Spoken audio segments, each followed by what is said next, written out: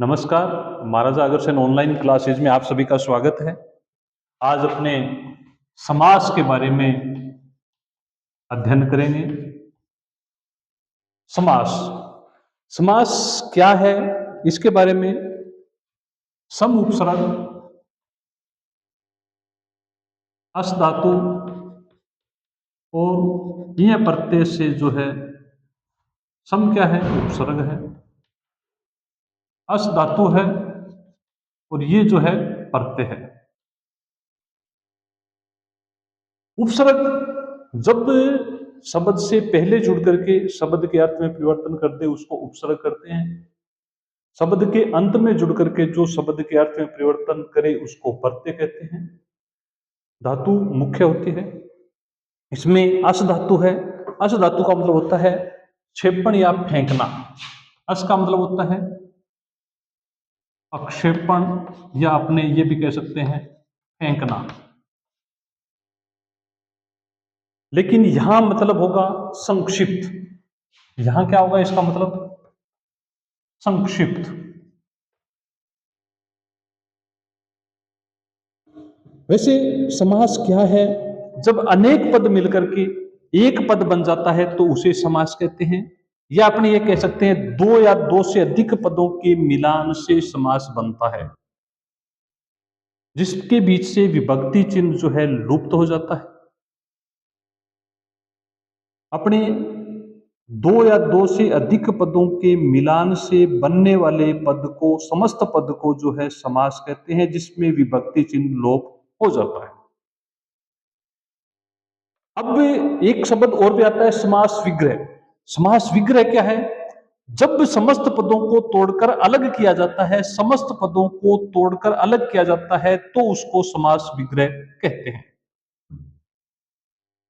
एक और बात भी अपने दिमाग में उठती है कि समास को पढ़ने का फायदा क्या है। समासस्य प्रायोजनम, समास का प्रायोजन क्या है? तो समास जो है भाषा को संक्षेप में लिखने के लिए, उसका सौंदर्य बढ़ाने के लिए और उसमें स्पष्टता लाने के लिए आवश्यक है। कई बार ये पूछ लिया जाए भी समास का प्रायोजन क्या है, समास को क्यों पढ़ते हैं, समास का भाषा में क्या महत्व है? तो समास से भाषा संक्षिप्त होती है, सौंदर्य बढ़ता है और उसमें स्पष्टता भी आती है। तो ये है समास। समास को मुख्य रूप से कई भेद होते हैं। जैसे सबसे पहला समास जो है, समास के प्रकार। समास के प्रकार में पहला है अव्ययभाव समास। अव्ययभाव समास, इसकी विशेषता है जब पूर्व पद, पहला पद अव्यय हो, उत्तर पद संज्ञा हो, तो वह समास अव्ययभाव समास होता है, जिसमें पहला पद अव्यय हो और उत्तर पद संज्ञा हो, तो उसे अव्ययभाव समास कहते हैं। अव्यय क्या होता है? जिस शब्द में किसी लिंग का, वचन का, लकार का कोई प्रभाव नहीं पड़ता, जो अविकारी शब्द होते हैं जिनमें कोई परिवर्तन नहीं होता, उनको अव्यय कहते हैं। तो पहला पद अव्यय हो और दूसरा पद संज्ञा हो तो उसको हम अव्ययभाव समास कहेंगे। जैसे प्रतिदिनम, जैसे प्रतिदिनम, यथाशक्ति, यथाशक्ति। प्रतिदिनम में प्रति अव्यय है, यथाशक्ति में यथा है, उपग्रामम,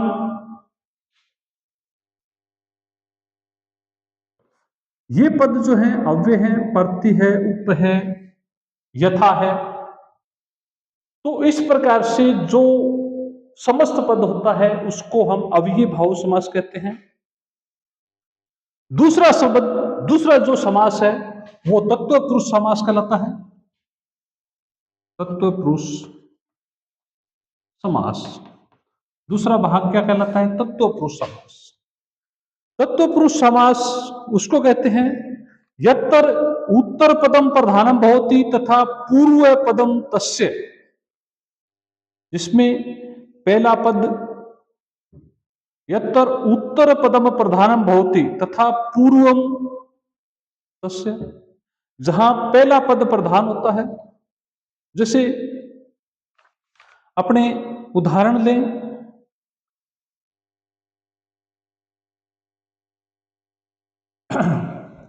राजपुत्र, सॉरी पहले मैं आपको परिभाषा लगा देता हूं। उत्तर पदम प्रधानम भवति, उत्तर पदम प्रधानम भवति, जैसे राजपुत्र, पुत्र है किसका? राजा का। इसी प्रकार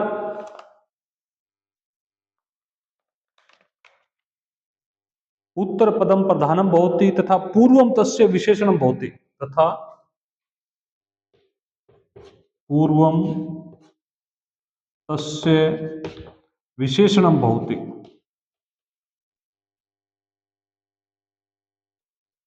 विशेषणम भवति। पहला पद प्रधान होता है, सॉरी उत्तर पद प्रधान होता है, यानी बाद वाला पद प्रधान होता है और पहले वाला जो है उसका विशेषण होता है। जैसे पुत्र, पुत्र जो है इसमें प्रधान पद है। राजा यानी किसका पुत्र है? राजा का पुत्र है, तो राजा जो है विशेषण है। इसी प्रकार अपने और उदाहरण देखें इसमें, देवालय, देवालय, आल्य का मतलब होता है घर या स्थान, घर या स्थान, ये पद इसका उत्तर पद है, ये प्रधान है। घर और स्थान किसका? देवों का, देव जो विशेषण है, यानी देवताओं का स्थान देवालय। तो इस प्रकार से इसको अपने तत्वपुरुष समास कहेंगे।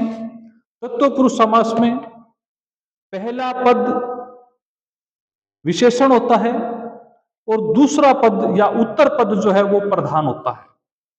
इसी से मिलता जुलता है तीसरा समास कर्मधारय समास। थोड़ा शब्दों की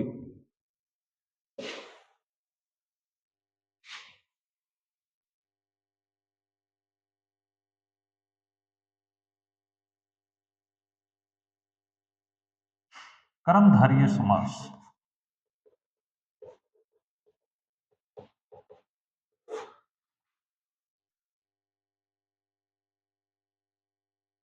विशेषणम विशेष्य भाव भवति, विशेषणम विशेष्य भाव भवति,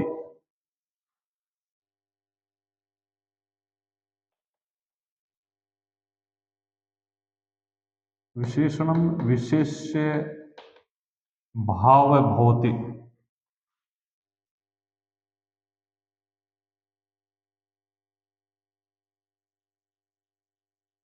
जिसमें पहला पद जो है विशेषण होता है और दूसरा पद जो है विशेष्य होता है।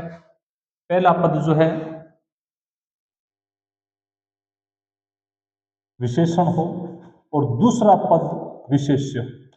वैसे यह भी तत्वपुरुष समास का ही भेद होता है वैसे, लेकिन कुछ विचारक इसको अलग करते हैं। कर्मधारय समास में पहला पद होता है विशेषण, दूसरा होता है विशेष्य। तत्वपुरुष समास में पहला पद विशेषण होता है, दूसरा पद प्रधान होता है। इतना ही अंतर है। जैसे इसमें उदाहरण है नील कमलम, नील कमलम, नीलम कमलम यानी नील कमलम।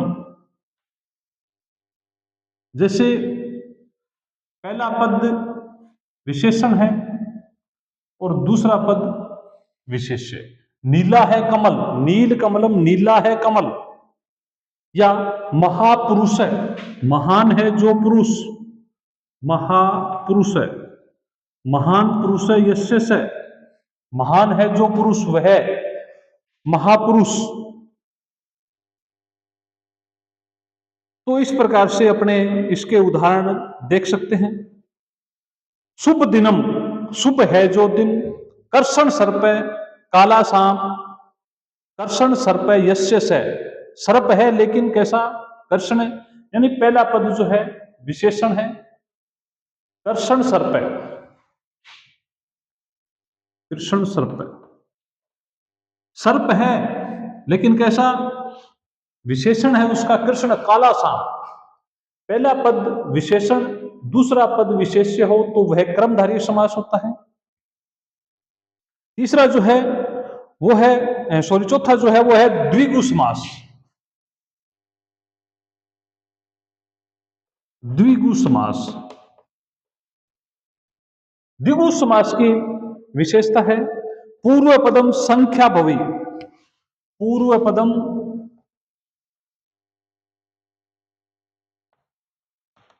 संख्या भवी। पहला पद जहां संख्या हो तो वहां द्विगु समास होता है। जैसे त्रिलोकी, जैसे चौराहा, त्रिलोकी तीन संख्या आया। जैसे पंचवटी,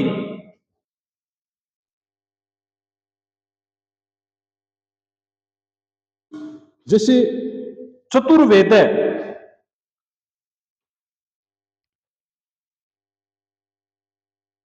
यानी जहां पहला शब्द संख्या आ जाए तो वहां द्विगु समास होता है।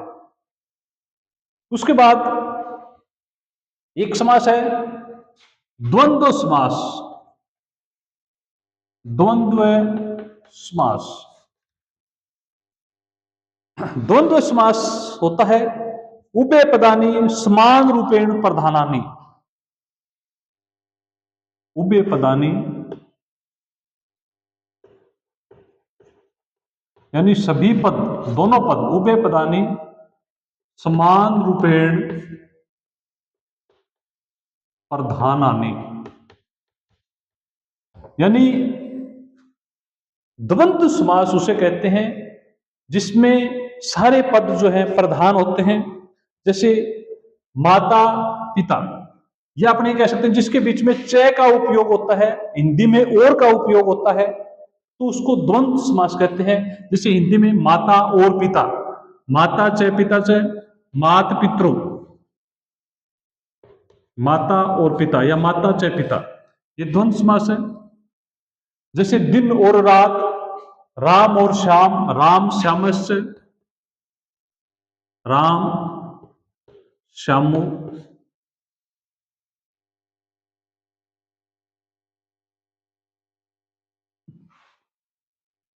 इसी प्रकार जिसमें हिंदी में और संस्कृत में च का उपयोग बीच में होता है, कंद मूल और फल, कंद मूलम फलानी च, कंद मूल फलानी च, कंद मूल फलम।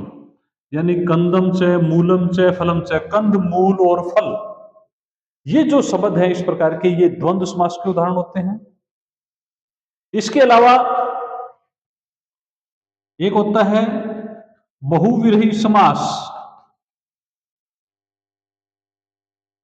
बहुविरही समास, इस समास में क्या होता है? समस्त पद से अर्थ है अन्यम सूचयति। समस्त पद का अर्थ जो है कुछ अन्य ही निकलता है।